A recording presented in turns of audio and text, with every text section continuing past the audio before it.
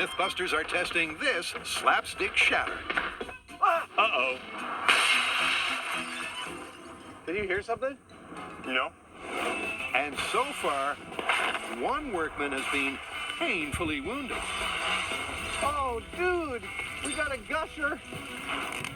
But to get all the facts of the shatter, they're trying some other common types of glass.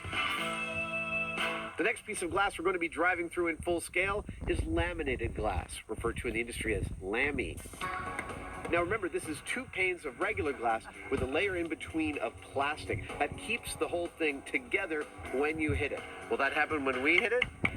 That's what we're about to find out. So this windshield glass is designed not to shatter on impact, but to stay in one piece. However, will that mean that the workers get their slapstick happy ending and remain unharmed? Well, this time around, the Heineman is behind the wheel, and it's time to test this hit and run. Laminated glass, 30 miles an hour in 3, 2, 1, go. Jamie puts the pedal to the metal. Feel it. Gets the car up to 30 miles per hour. Thread the needle, baby. And the guys brace for impact. Here we go. Oh!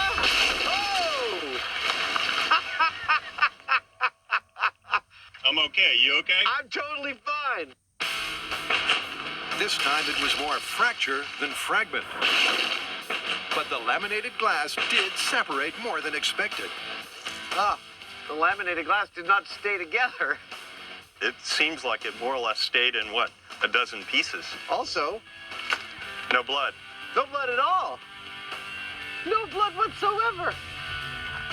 That was a bloodless accident. Yep, on impact, the glass cleaved into large chunks, meaning that the bleeders may have felt pain, but they remained scratch-free. I have to say, from inside the car, I was prepared for a much bigger hit than we ended up actually feeling. But I did have the distinct impression once we touched the laminated glass that we were driving through it like a tunnel. And here before me is exactly that story. Look at this, a car-shaped hole in the glass. So after 2 shatter tests, it's 1 apiece in the injured worker stakes. So now, time for the decider, the tempered glass. But will the so-called safety glass be the safest yet? Oh, nice, I'm happy with that. Adam gives it a spray to make it visible on high speed. And then it's make or break for the Myth. I have a prediction as to how this is going to go. I don't think any of those little pieces are actually going to harm our dudes. I think they're all going to fly forward, and I think our dudes are going to be fine. That's Adam's theory. But now to test it. Okay, here we go. Tempered glass at 30 miles an hour in 3, 2, 1, and go. Oh, this is awesome. You're at 30. I'm at 30.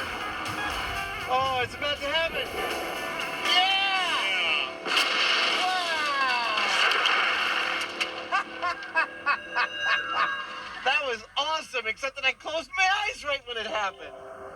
He may have closed his eyes, but as they race back to the bleeders, the results are a real eye-opener. Holy crap, somebody's dead. Yeah, it's not a very nice place either, is it? Oh, man. Wow, look at that. So, That's tempered glass. I thought this was going to be the one that didn't do anything to him, and this guy is beat up. And this guy, too. It seems it's the way it shatters that matters. The tempered glass is designed to break into thousands of tiny pieces on impact. But because those pieces are flying through the air at 30 miles an hour, that's more than enough to cause a death by 1,000 cuts situation. Well, I was right about one thing. The tempered glass did break into a million little pieces. About everything else, I was pretty off the mark. The glass did not go forward from the point of impact. Well, a good portion of it did, but about half of it also went backwards from the point of impact, like an explosion. And our 2 dudes did not escape unscathed. They had puncture wounds all up and down their bodies. I have a whole newfound respect for tempered glass. A whole newfound respect. But how does that leave the Myth? So when it comes to shattering glass in slapstick movies, how do we stand? Well, the idea that the guys moving the glass escape every single time completely unharmed, I believe that we've shattered that myth. You're a pain. Let's go on. Oh, hold on a second. Nice.